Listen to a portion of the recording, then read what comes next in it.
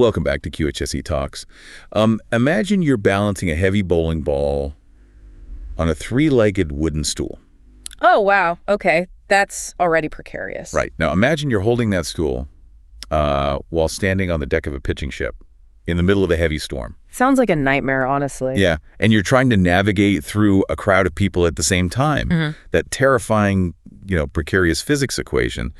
That is exactly what a forklift operator manages every single day. It really is. And we just don't think about it that way. No, we don't. We walk through a bustling warehouse or a busy construction site, and we see these machines zipping around. I mean, they look like oversized golf carts with heavy metal prongs on the front. Yeah, just completely harmless. Exactly.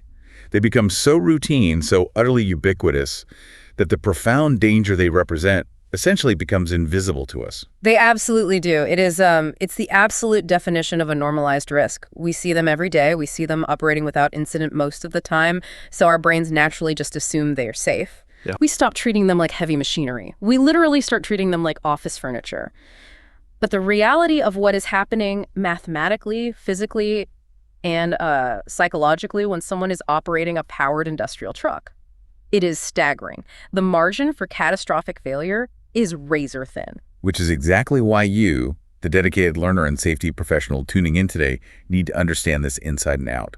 Today, our mission on QHSE Talks is Mastering ASP 11, Domain 2, Topic 8, Part D. That is a mouthful, but it is so important. It is. The core focus here is understanding the key safety fundamentals of powered industrial trucks, which is an essential skill for a safety professional to pass the exam and actually perform their duties. Absolutely essential. You can't fake your way through this topic. Definitely not. We are pouring from an incredible stack of foundational knowledge today. We've got the ASP exam blueprint itself, the Safety Professionals Reference and Study Guide, the OSHA Construction Safety and Health Handbook.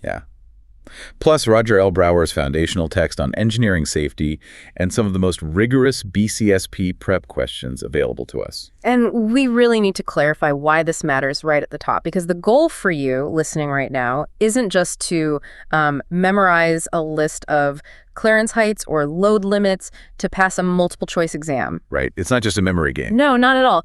If you treat this material like a simple checklist exercise, you are entirely missing the point of the profession. And frankly, people could get hurt under your watch. Oof. Yeah, the stakes are that high.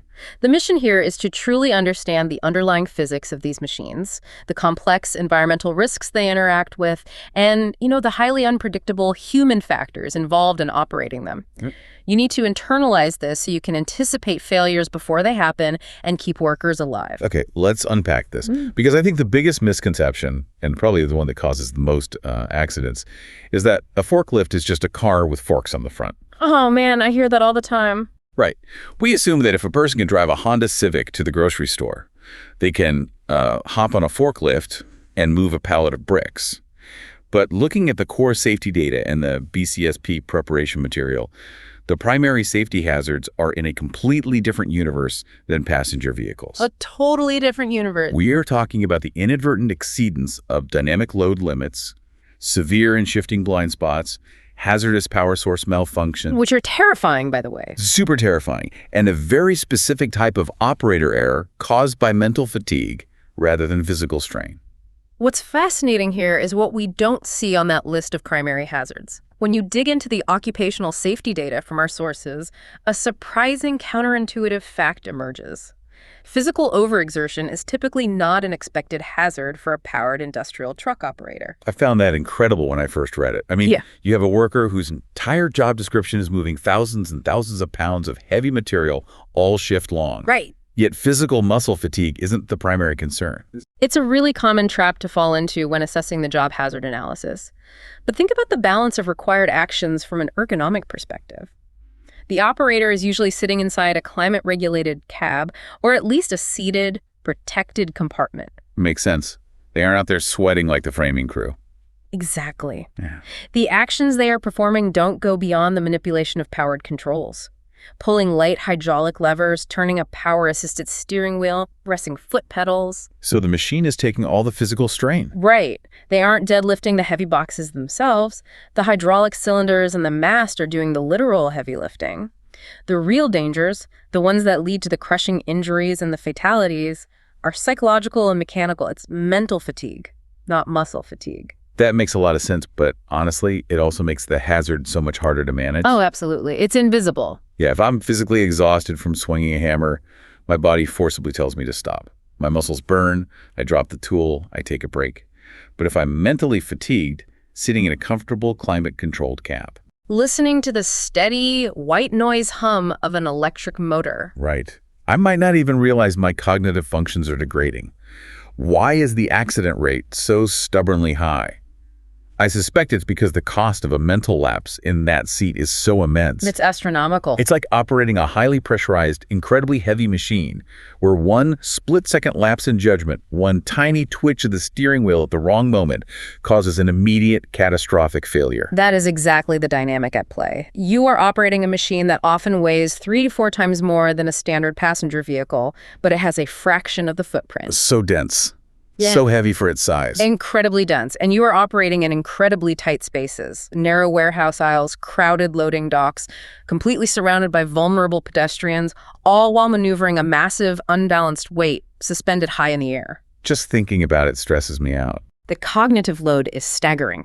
The operator's brain is constantly calculating distance, estimating weight, managing the rear swing radius, and tracking unpredictable pedestrian movement. It is cognitively exhausting. And when that mental fatigue sets in, Reaction time drops off a cliff, situational awareness narrows to tunnel vision. And that is exactly when a forklift transforms from a helpful tool into a deadly weapon. so if physical fatigue isn't the main issue, and the operator is essentially just sitting there pulling levers, the physics of the machine itself must be the culprit when things go wrong. You hit the nail on the head. If the human brain slows down for even a second, the machine's innate physical instability takes over. Which brings us perfectly to the most critical foundational concept in all of our engineering and safety texts. It's the stability triangle. Yes, the stability triangle. This is the bedrock of powered industrial truck safety. This is the piece of engineering physics that every safety professional must understand backward, forward, and in their sleep. You'll definitely see this on the ASP exam. You absolutely will. You simply cannot protect workers, design safe traffic patterns, or conduct a meaningful accident investigation if you don't understand exactly how a forklift balances. And it starts with a deeply counterintuitive fact. Okay, hit me. Even a standard 4-wheeled forklift operates on a 3-point suspension system. Okay, wait, I want to make sure I'm visualizing this clearly, and I want you to explain this to the listener. It has 4 wheels touching the ground. Yes. But you're saying it operates on a 3-point suspension. How does that physically work? It has to do with the design of the rear axle. On a standard passenger car, all 4 wheels are independently supported by struts and shocks to keep the ride smooth and to keep the cabin stable through turns. Right, the car rests on 4 distinct corners. Exactly. But a forklift is designed entirely differently. The steer axle, which is almost always the rear axle to allow for tight pivoting, is attached to the main truck frame by a single heavy pivot pin. Okay, and where is that pin located? Dead in the center of that rear axle. A central pivot pin. So the rear axle can essentially rock back and forth like a seesaw underneath the body of the forklift. Precisely. It's an articulating axle. It allows the forklift to keep all 4 wheels in contact with the ground, even if the warehouse floor is slightly uneven or if they drive over a dock plate. That makes sense for traction. Right. But structurally, regarding how the actual mass and weight of the machine are distributed, the machine is resting its weight on just 3 points, the 2 front wheels and that single central pivot pin in the rear. Oh, wow. I never realized that. Yeah, if you draw imaginary lines connecting those 3 load-bearing points from the rear pivot point diagonally out to the 2 front wheels and then across the front axle, you get a triangle. This is triangle ABC, the stability triangle. Here's where it gets really interesting. I like to picture this dynamically. Let's go back to that opening analogy. Imagine you have a 3-legged wooden bar stool. The worst bar stool in the world. Exactly.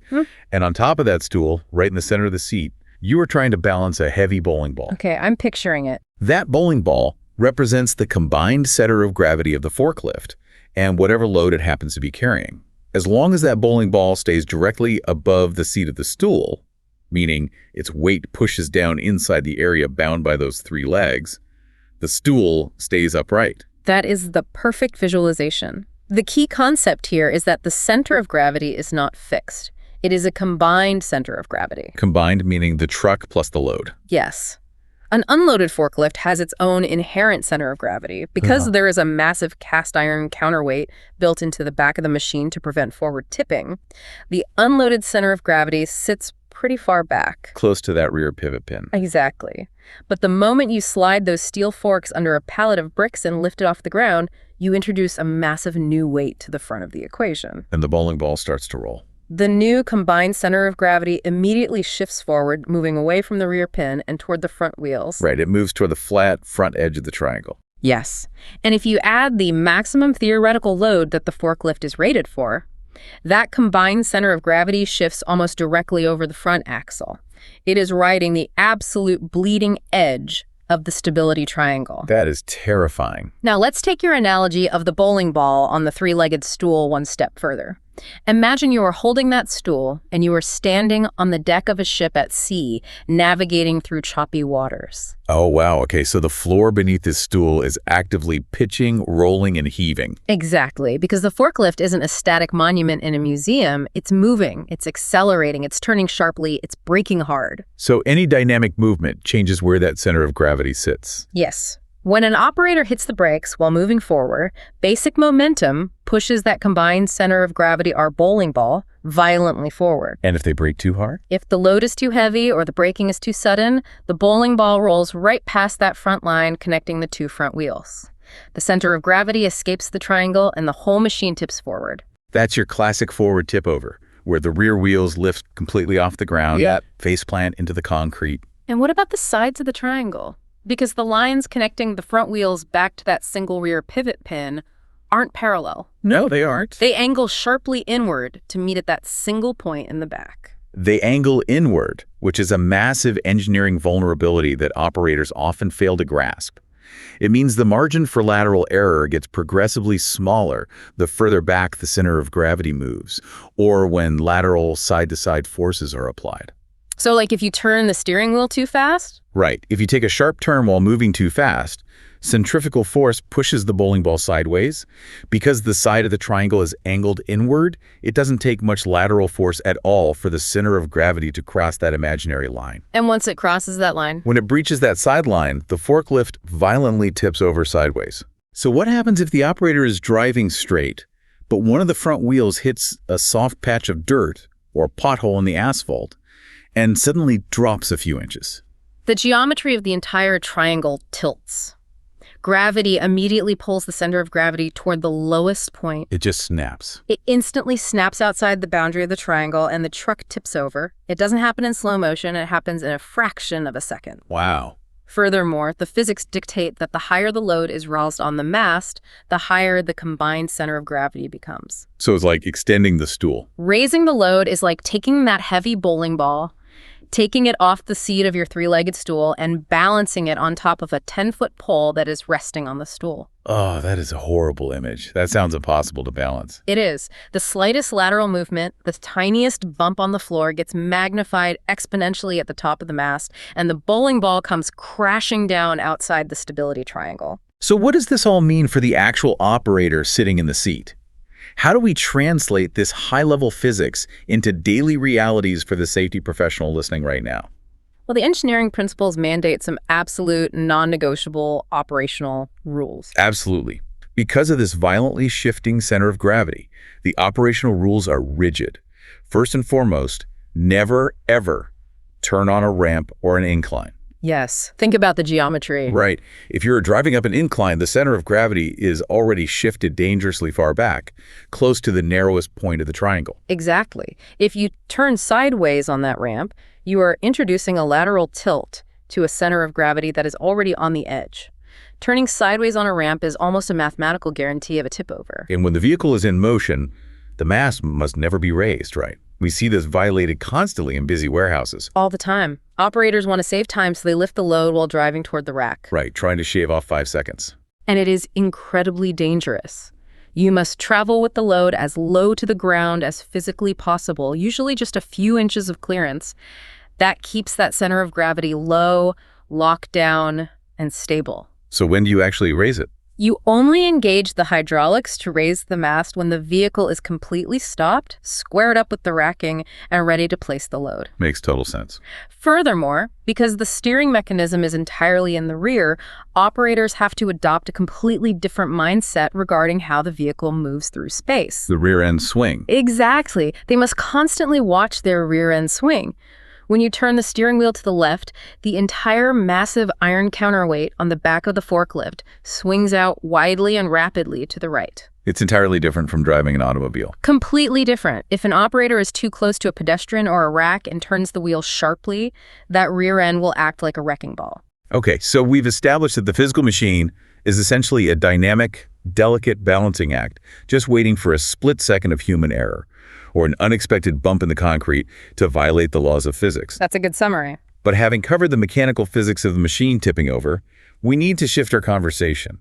We have to look at what actually provides the energy to lift these massive weights. Yes, the power sources. Because the power sources introduce entirely new, completely invisible, and highly lethal hazards. That's right. The stability triangle represents the mechanical hazard profile.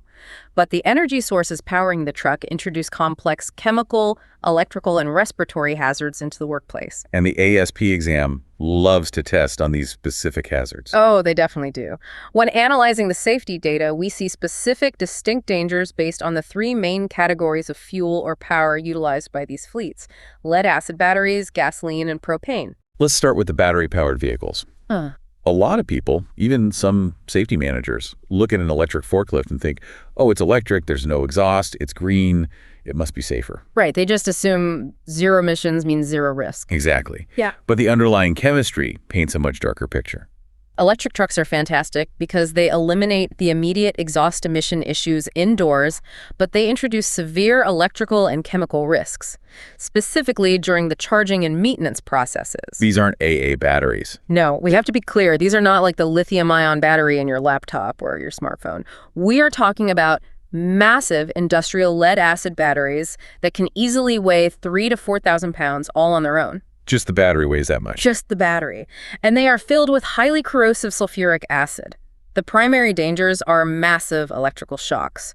We are dealing with high voltage and high amperage devastating acid spills that can cause severe chemical burns, and most insidiously, off-gassing. Off-gassing. This is where the invisible chemistry gets genuinely scary. Let's break down what that actually means.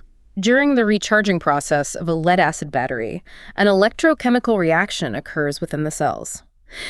As the water in the electrolyte solution breaks down, the battery physically emits hydrogen gas into the surrounding air. And you can't stop that from happening. No, this is unavoidable. It is a fundamental part of the chemistry. Hydrogen gas is highly flammable, completely invisible, and extremely explosive. Wow. If you are charging a fleet of these massive batteries in a poorly ventilated space or a closed-off room, that hydrogen gas can rapidly accumulate and elevate to explosive levels. And when we talk about explosive levels, we are really talking about the LEL, the lower explosive limit. I want to define that for the listener because it's a critical concept for the exam. Definitely. Very testable material. The lower explosive limit is the lowest concentration of a gas in the air that is capable of producing a flash of fire or an explosion when it meets an ignition source. Exactly right. For hydrogen, that LEL is exceptionally low. It's around 4% by volume in the air. It takes almost nothing to create a bomb. Precisely. Once that room hits 4% hydrogen, it is a localized explosive environment. At that point, a single tiny spark from a worker disconnecting a jumper cable improperly, a loose connection arcing, or even just static electricity discharging from someone's jacket carry a massive, devastating explosion. That could literally level that section of the facility. It absolutely could. It happens. I want you, the listener, to pause and imagine conducting an audit of a facility. You are walking the warehouse floor. You might be focusing so intensely on the physical hazards, Not like watching the heavy loads being lifted. Right. Checking the structural integrity of the racks, monitoring the forklift traffic patterns and pedestrian walkways. Sure. And you might completely, entirely miss the silent, invisible buildup of hydrogen gas occurring right behind you in a closed-off charging room. It's terrifying because you can't use your senses to detect it. Exactly. Yeah. So how does a safety professional effectively manage the lethal hazard that they can't even see or smell? This is where we must rigidly rely on the hierarchy of controls, specifically engineering controls. You do not, under any circumstances, rely on the operator or a worker to somehow notice or smell the hazard. Because hydrogen is odorless. Hydrogen is completely odorless. You must design the facility's physical infrastructure to prevent the hazard from accumulating in the first place. So ventilation. Yes. The safety professional must verify that charging areas are equipped with robust, specialized, intrinsically safe mechanical ventilation systems. Intrinsically safe, meaning the fans themselves won't cause a spark. Exactly. These systems must be mathematically calculated and designed to exhaust the air and dilute any hydrogen gas far below its lower explosive limit before it can ever pool near the ceiling. And what about the internal combustion engines, the gasoline and propane models? They come with their own set of terrifying chemistry. With gasoline and propane, you are dealing with highly volatile, highly flammable fuels that are actively burning on the equipment as it moves through the facility. Right, driving literal fire around the warehouse. Propane, specifically liquid petroleum gas or LPG, is incredibly common in warehousing and lumber yards. The hazard here isn't just the inherent flammability of the fuel itself, but the specific physical nature of the gas. It's heavier than air, right? Yes, propane is heavier than ambient air. If there is a microscopic leak in the cylinder, a faulty valve, or a crack in the high-pressure hoses, the leaking propane won't simply dissipate upward into the ceiling vents. It sinks. It will aggressively sink. It will pool on the floor, flowing like water, settling into maintenance pits, floor drains, or low-lying basements.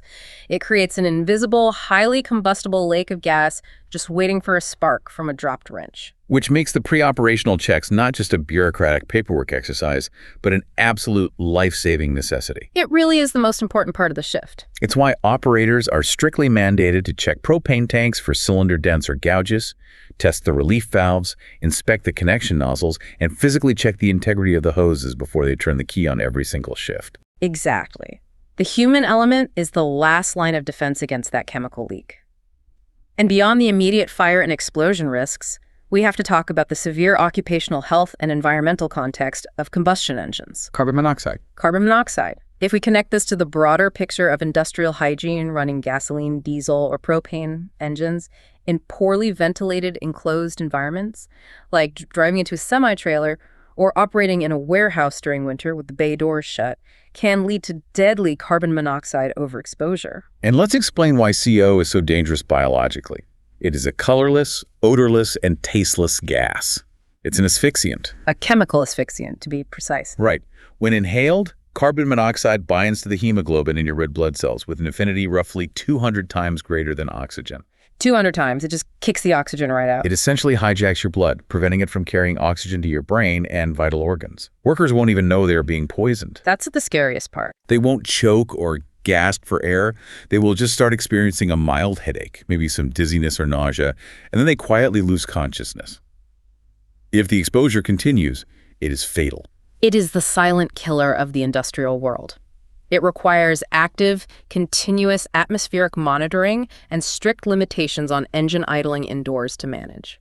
So, if we take a step back and look at what we've built, we have a machine that is a delicate, precarious balancing act of engineering physics, literally riding the edge of a stability triangle. Right. And it is powered by massive electrical currents, explosive hydrogen, pooling combustible gas, and poison-emitting combustion engines. Sounds great. Let's put it in a room full of people.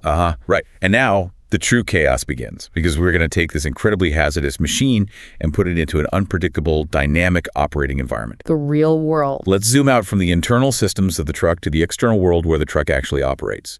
This brings us to the terrain: surfaces, docks, and pedestrians. The operating conditions mandated by OSHA regulations are very clear on paper, but the reality of a busy, profitable worksite is always messy, chaotic, and loud. Always. The fundamental rule of the operating environment, and one of the most heavily cited in any safety manual, is that pedestrians always, without exception, have the right of way. And the truck must have an audible warning device to manage that interaction, right? A horn. Yes, and that horn is not there just to meet a manufacturing standard. It is a critical communication tool. The horn must be used actively at intersections, at line corners, coming out of aisles, and any time the operator is reversing or beginning to move from a dead stop. People hate hearing it all day, but it's necessary. You have to remember the acoustic environment. A forklift, particularly a modern electric one, is surprisingly quiet. Oh yeah, they sneak up on you. When you put that quiet machine into the ambient roar of a manufacturing floor, with conveyor belts running, compressed air hissing, and other machines operating, pedestrians will absolutely not hear the forklift approaching. The operator must proactively and aggressively announce their presence. We also need to talk about the physical surfaces they drive on. The floor must be structurally rated, level, and the path clear of debris. Because of the triangle. Exactly. We touched on this with the stability triangle, how a single unexpected bump, a piece of scrap wood, or a pothole can tilt the triangle and cause a catastrophic tip-over. But I want to focus our attention on a specific, highly dangerous, and highly regulated scenario: loading docks. Loading docks are universally recognized as perhaps the most hazardous zone for any forklift operator. Why is that? The danger spikes exponentially here because you are transitioning a 10,000-pound vehicle back and forth between two entirely separate independent surfaces, the solid immovable concrete of the warehouse dock and the suspended inherently movable bed of a semi-trailer. I want to paint a vivid picture of a common catastrophic failure that happens all too often, and one that the safety literature explicitly warns us about. Okay, let's hear it. Imagine a forklift operator is driving forward out of the warehouse bay, driving across the metal dock leveler and entering the back of a semi-trailer to load a massive, heavy pallet. A totally routine task. Right. The operator is doing everything right according to their training. The mast is down, they're driving slowly, they're squared up, but the trailer itself, sitting out in the yard, isn't mechanically secured to the building. And this is where the physics of momentum violently take over. That forklift and its load might weigh 12,000 pounds moving forward. There's a massive amount of kinetic energy. Massive. As the front drive wheels of the forklift transition from the dock plate and hit the wooden deck of the semi-trailer, the forward momentum and that massive transfer of weight act like a battering ram. Wow. It pushes the entire semi-trailer away from the loading dock. The trailer suspension bounces, and it rolls forward just a few inches, maybe a foot. And suddenly, the overlapping dock leveler slips off the back of the trailer and drops. There is now a gaping hole, a vertical drop between the loading dock and the trailer. The trapdoor. Yeah. The forklift, weighing as much as 3 passenger cars, has nowhere to go but down. It falls right into that gap, violently pitching forward or sideways, trapping or crushing the operator in a massive pile of twisted metal. It is a terrifying scenario. It is known as dock separation or trailer creep, and it happens with alarming frequency if strict mechanical controls aren't rigidly in place. So how do we stop it? To prevent this, OSHA and industry standards mandate that trailers must be physically immobilized before a forklift ever crosses that threshold. You cannot simply trust that the truck driver remembered to pull their air brakes. Trusting the air brakes is not an engineering control. Not at all. The safety professional must enforce the use of physical restraints. This means the mandatory, verifiable use of heavy wheel chocks wedged under the trailer tires. Or better yet, automated mechanical dock locks that reach out and physically hook the trailer's rear impact guard, locking the trailer to the concrete face of the dock itself. Let's talk about the operator. During a catastrophic failure like that, or during a lateral tip-over out on the floor. Let's say the absolute worst happens, the center of gravity escapes the triangle, and the forklift is going over. The worst case scenario. What protects the operator physically from being crushed by their own machine? The engineering standards outline 3 crucial elements of operator protection during a tip-over. First is the structural integrity of the operator compartment itself. It is explicitly designed as a reinforced roll cage. So it's built to take the impact? Yes. The absolute most important rule of survival during a forklift tip-over is that the operator must keep their entire body, including their feet, their arms, and their head, inside the confines of that cage. Because basic human instinct, the fight-or-flight response, is to jump right. If the heavy machine you were sitting on starts falling rapidly to the left, your brain screams at you to jump out the right side to get away from the falling metal. Exactly. The psychological instinct to bail out is overwhelming, but it is a fatal instinct. This phenomenon is known in the industry as the mousetrap effect, and we need to understand the geometry of why jumping kills. Okay, break that down for us. The forklift mast and the heavy steel overhead guard weigh thousands of pounds, and during a tip-over, they are pivoting on a fulcrum, the wheels. Right. As the machine tips, the top of that tall overhead guard accelerates in a massive, wide arc, picking up incredible speed and hitting the concrete in less than a second. It's moving so fast to the top of the arc. A human who tries to jump out pushes off the floorboards, but they are traveling in a much shorter, slower arc through the air. Gravity, combined with the lever action of the falling machine, ensures that the steel cage will always beat the human to the concrete. Oh, God. The operator falls, and the heavy overhead guard snaps down directly on top of them, precisely like the wire bar on a mousetrap. It results in horrific, usually fatal, crushing injuries to the head, torso, or limbs. So what are they supposed to do? The only way to survive is to fight your instincts. Stay in the seat, brace your feet hard against the floorboard, hold tightly onto the steering wheel, and lean aggressively away from the direction of the fall. Which is exactly why the seatbelt is so vital. It's not just for minor collisions. The seatbelt's primary life-saving job in a forklift is to forcibly prevent you from acting on that instinct. It physically restrains you. It restrains you, keeping you from being thrown out of the protective cage and crushed by the mousetrap effect. Precisely. The seatbelt keeps you inside the envelope of safety. The second element is the overhead guard itself, which is required to protect the operator against falling objects. Like if a load shifts at height. Say, a box of heavy steel parts tumbles off a pallet 20 feet in the air and falls back toward the cab. That heavy steel grate prevents the operator from being crushed by the very material they are attempting to lift. Okay, so the environment dictates a massive amount of how the forklift must be driven, and the internal design protects the driver when physics fail. Right. But what happens when the job requires the forklift to do something unusual, something outside of moving a standard wooden pallet, like lifting a maintenance worker to change a light bulb near the ceiling, or moving an oversized, incredibly heavy, cylindrical paper roll? Things get complicated. This brings us to a complex area of compliance. Rules of the ride, modifications, attachments, and personnel. So what does this all mean for the safety professional managing a dynamic fleet? It means you have to act as the strict gatekeeper of the machine's engineering limits. Every powered industrial truck must have its rated capacity clearly, legibly posted on a metal data plate, permanently attached and visible to the operator. And what does that plate actually tell them? This plate tells the operator exactly how much weight the machine can safely lift, but crucially, it specifies the load center. A forklift might be rated to lift 5,000 pounds, but only if the center of that weight is exactly 24 inches from the face of the forks. But the reality of industrial work is highly dynamic. Sometimes a standard pair of forks just doesn't work for the product. No, it doesn't. Sometimes a carpet manufacturing facility needs a long carpet ram. A chemical plant might need a hydraulic drum clamp. Or sometimes management just wants to add a heavier counterweight to the back to squeeze a little more lifting capacity out of the truck. And this is where we hit a massive compliance point. An absolute unyielding line in the sand for safety professionals. Okay, lay it on us. No modifications or additions that affect the capacity or the safe operation of the vehicle can be made without the manufacturer's prior written approval. None at all. Yeah. You can't just have the facility's master welder fabricate a hook and weld it onto the carriage. Absolutely not. And we have to connect this back to our earlier discussion of physics. Think back to the stability triangle. The stool and the bowling ball. Exactly. If you bolt a heavy hydraulic paper roll clamp onto the carriage, that attachment itself has a significant weight. Even worse, it pushes the physical load, the paper roll further out, extending the load center away from the front wheels. Oh, I see. This drastically and mathematically changes the entire physics equation of the machine. It moves the bowling ball further out on the stool.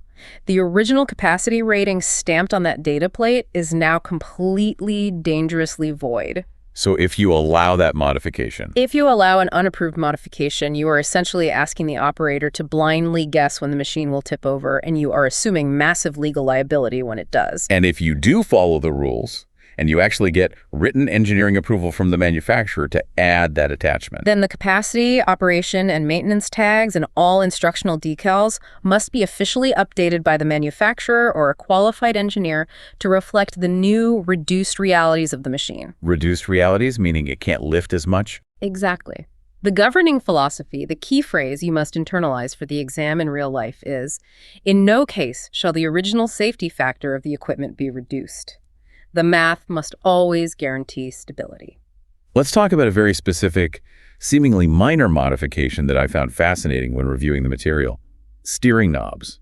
They're also known as spinner knobs, or ominously suicide knobs. Yes, those are the little freely rotating knobs attached to the steering wheel that allow an operator to palm the wheel and spin it rapidly with one hand, usually while operating the hydraulic levers with the other. Right, and OSHA regulations state that these cannot be attached to the steering wheel unless two very specific engineering conditions are met. First, the steering mechanism of the truck itself must be of a type that fundamentally prevents road reactions from causing the steering wheel to violently spin. This is a crucial ergonomic and mechanical protection. If an older forklift without power steering or without anti-kickback valves hits a pothole or a piece of steel on the floor, that violent kinetic force can travel straight up the steering column. And what happens to the wheel? It causes the steering wheel to violently and instantly spin back in the opposite direction. If you are tightly gripping a spinner knob when that kickback happens, the knob acts like a lever. Ouch. It can easily snap your thumb, break your wrist, or fracture your forearm instantly. The vehicle must have engineered anti-kickback steering to even consider using a knob safely. And the second condition, the knob must be mounted completely within the periphery of the steering wheel. It cannot stick out past the outer edge of the wheel. It can't stick out at all. If it does, it becomes a severe snag hazard. It can catch on the operator's heavy winter clothing, their radio cord, or their tool belt as they are quickly entering, exiting, or maneuvering the vehicle. Which can cause unintended steering inputs or pull the operator off balance. Exactly. It seems like a hyper-specific minor detail, but it brilliantly highlights how every single aspect of the machine's physical interaction with the frail human body is deeply regulated and thought through. It really is. Speaking of incredibly complex interactions, what if a facility has a piece of machinery that is just far too heavy for one single truck, and management decides they're going to lift it in unison by putting two forklifts side by side? The physics here become exponentially terrifyingly complex. The strict rule is that the proportion of the total load carried by any one of those trucks must never, at any point during the lift, exceed its individual rated capacity. But think about the reality of coordinating two completely independent stability triangles. Right, it's a nightmare. You have two operators trying to communicate perfectly, applying hydraulic pressure at the exact same millisecond, driving at the exact same microspeed. And if the load shifts even a fraction of an inch, or one operator hits a bump, the weight can suddenly and violently transfer entirely to one machine, instantly overloading it and causing a catastrophic dual tip-over. It's an incredibly high-risk operation that requires immense engineering planning, spotters, and the most competent operators on staff. Let's touch on the most common and arguably most abused modification you see in a fast-paced warehouse: lifting personnel. We've all seen the horrifying videos online. Oh, the internet is full of them. A worker needs to reach a box on the top rack, so they throw a splintered wooden pallet on the forks. The worker stands on it, and the operator lifts them 20 feet into the air. Which is strictly forbidden, completely illegal, and incredibly deadly. Unauthorized riding on any part of the forklift is never permitted. Never. The regulations are definitive. If personnel must absolutely be elevated using a powered industrial truck, they must use an engineered safety platform that is specifically manufactured for that exact purpose. Not a pallet. Not a wire basket they found near the baler. Not a pallet, not a wire basket that isn't secured, not the bare forks. A designated OSHA-compliant safety platform. And it must be firmly mechanically secured to the lifting carriage or the forks themselves so it cannot slide off. So they are essentially locked together. Yes. Furthermore, and this is a critical engineering detail many facilities miss, there must be a way for the personnel up on the platform to shut off power to the truck. Oh, interesting. Why is that? Think about the risk profile. If the operator sitting down below suddenly has a heart attack, or if the hydraulic controls jam while moving, the person trapped 50 feet in the air must have an emergency stop capability to cut the engine or the battery power. Oh, wow. That makes perfect sense. Additionally, they must be protected from falling objects from above with an overhead guard installed on the platform itself if the facility conditions warrant it. Okay, we've covered the complex physics of the triangle, the invisible chemical hazards of the power sources, the dynamic dangers of the operating environment, and the strict engineering rules governing the hardware itself. We've covered a lot of ground. We really have. But let's be honest.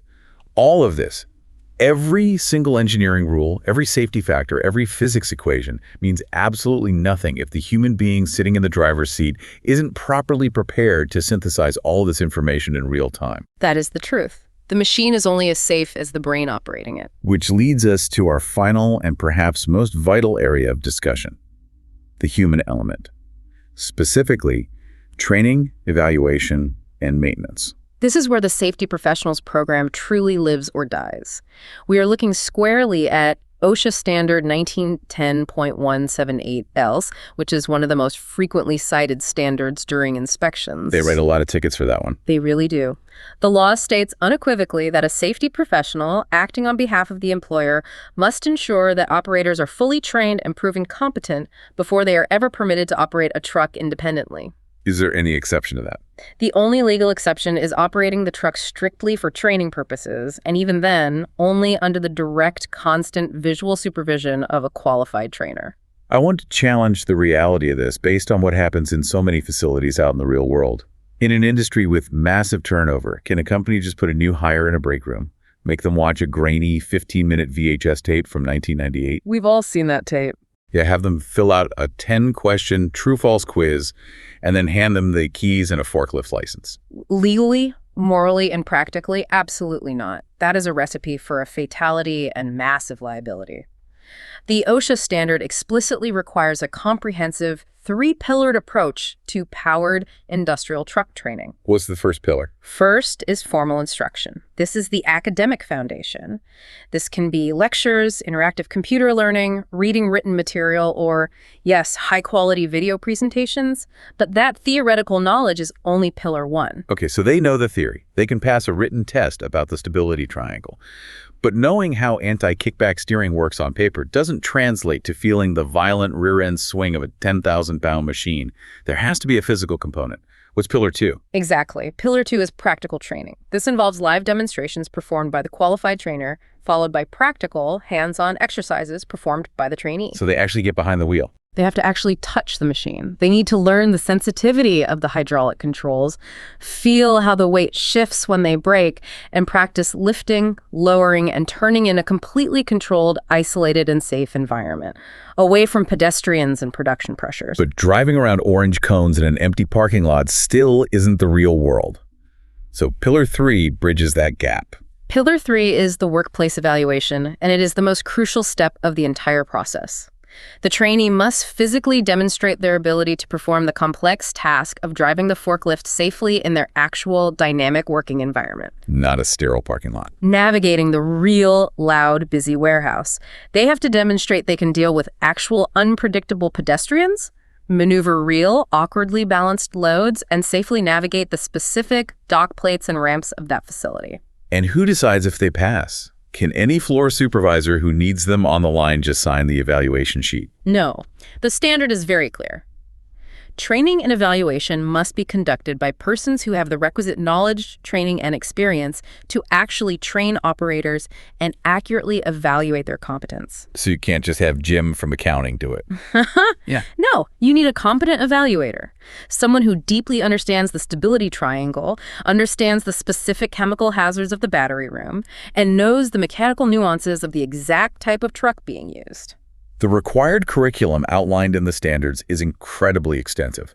It splits the knowledge into two main categories: truck-related topics and workplace-related topics. What falls under truck-related? Truck-related instruction includes understanding the fundamental differences from driving an automobile, mastering the specific location and function of all controls and instrumentation, understanding the severe visibility restrictions caused by the mast and the load. Because you really can't see much in front of you. Right. Plus knowing how to read the capacity plate and learning the exact safe procedures for refueling the propane or recharging the massive electric battery. And the workplace-related topics require the safety professional to heavily tailor the training to their specific, unique facility. You can't use a generic template. You have to know your own building. What are your specific surface conditions? Are there potholes in the yard? What kind of loads are they manipulating?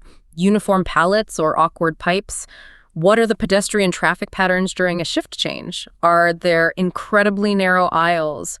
Are there blind intersections? Are there ramps? hazardous, flammable atmospheres. It's so specific. This is a crucial point. A license to drive a small, sit-down electric forklift in a clean, level, climate-controlled pharmaceutical warehouse does absolutely not mean that worker is trained or competent to drive a massive, rough-terrain diesel telehandler on a muddy, rutted construction site. Oh, not even close. The physics and the environment are entirely different. That is a brilliant point. The training must be radically specific to the exact truck and the exact environment. Which brings up the vital concept of retraining. It isn't just a one-and-done certification that a worker carries in their wallet forever. It's definitely not. The standards highlight exactly when a safety professional must pull a worker off the floor and trigger refresher training. And it's not just a lazy set calendar schedule. It requires active management. Exactly. It's heavily behavior-based and highly situational. You must provide refresher training if the operator is observed driving unsafely. Like speeding or drifting. If a supervisor sees them speeding, skipping horn honks at intersections, or traveling with a raised load, that immediately triggers mandatory retraining. If they are involved in an accident or even a near miss that didn't result in damage, that triggers retraining to correct the behavioral flaw. And I imagine if they fail one of those periodic evaluations, they get sent back to the classroom. Retraining immediately. What if the company buys a new, upgraded piece of equipment and the operator is assigned to drive a different type of truck? Say, moving from a sit-down counterbalance to a stand-up reach truck. The physics change. The physics change, so that triggers retraining. What if the workplace conditions fundamentally change? For example, the company installs new, narrower racking in the warehouse to increase storage density, or adds a new loading dock. That changes the environmental hazards, which triggers retraining. I see the logic, but I have to ask about the feasibility. In warehousing and logistics, turnover can be massive.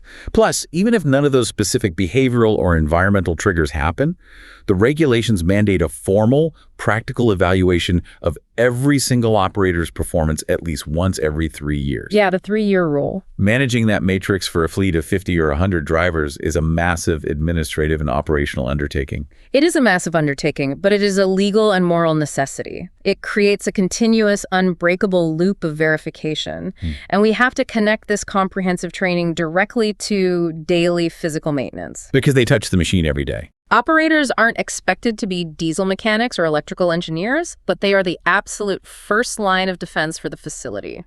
The training must ensure operators know exactly how to conduct rigorous, daily, pre-operational checks. Right. Before every single shift, before they ever lift a load, they have to physically inspect the machine. They have to check the tension on the mast chains, test the foot brakes and the parking brake, test the steering for excessive play. Looking for anything unusual. Right. Check the hydraulic lines for high pressure leaks, verify the horn works, and ensure the seatbelt isn't frayed or broken. And the absolute, uncompromising rule that must be ingrained in the safety culture is this. If any defects are found during that inspection, they must be reported immediately and the truck must be locked out, tagged out, and taken out of service. Period. It cannot be operated again until it is fully repaired by authorized personnel. A multi-million-dollar safety program fails the exact moment an operator notices a hydraulic leak, decides it's not that bad, and drives the truck anyway because management is aggressively pushing for higher productivity. And it happens. It does. The training must empower the operator to look a supervisor in the eye and say no to operating an unsafe machine. This has been an incredibly intense, eye-opening journey. We are going to move into our outro now and try to synthesize the massive, critical amount of information we've covered in this session of QHSE Talks. We really went through a lot. We started by defining the true nature of the beast, realizing that the hazards are not just physical overexertion, but deep mental fatigue and unforgiving mechanical realities. We broke down the invisible, geometric physics of the stability triangle, understanding that driving a forklift is essentially balancing a heavy bowling ball on a 3-legged stool while standing on the deck of a pitching ship at sea. We deeply explored the invisible chemical and respiratory hazards of the varied power sources, moving from the explosive, invisible threat of hydrogen off-gassing in battery rooms to the pooling, combustible lapse of propane to the silent biological asphyxiation of carbon monoxide. The silent killer. Right. And we walk through the critical dynamic dangers of the operating environment, particularly focusing on the terrifying geometry of the mousetrap effect during tipovers and the catastrophic, deadly potential of unsecured loading docks and trailer creep. We reviewed the strict, unbending engineering rules regarding structural modifications, the mathematical dangers of unapproved attachments, the mechanics of anti-kickback steering knobs, and the absolute unyielding prohibition of using a forklift as an impromptu elevator without specific engineered safety platforms. And finally, we unpacked the incredibly heavy burden placed on the human element, detailing the rigid, three-pillared OSHA training mandates, formal, practical, and evaluative, and the continuous behavior-based cycle of retraining and pre-operational maintenance required to keep the entire complex system functioning safely. if we connect all of this to the bigger picture, your role as a safety professional, whether you are studying for the ASP or managing a fleet today, isn't just to check boxes on a compliance form or file away training rosters. It's so much more than that. Your fundamental duty is to deeply understand the holistic, interconnected environment where heavy machinery, the unforgiving laws of physics, volatile chemistry, and unpredictable human behavior all intersect.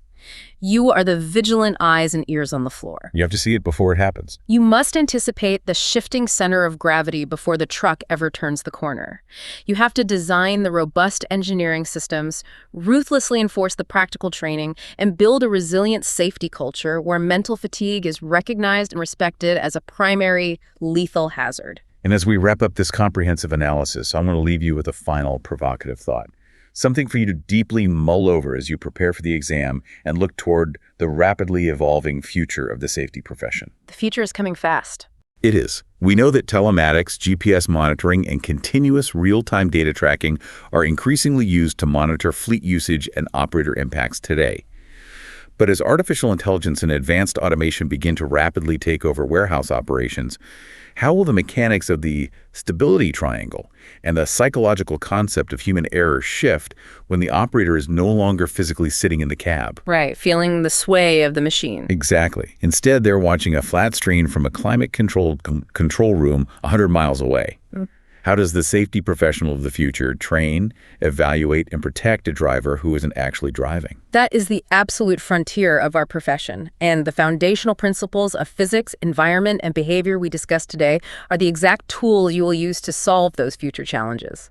Thank you so much for tuning in. Keep studying hard, stay intensely curious about how things work, and most importantly, stay safe until our next deep exploration of safety fundamentals right here on QHSE Talks.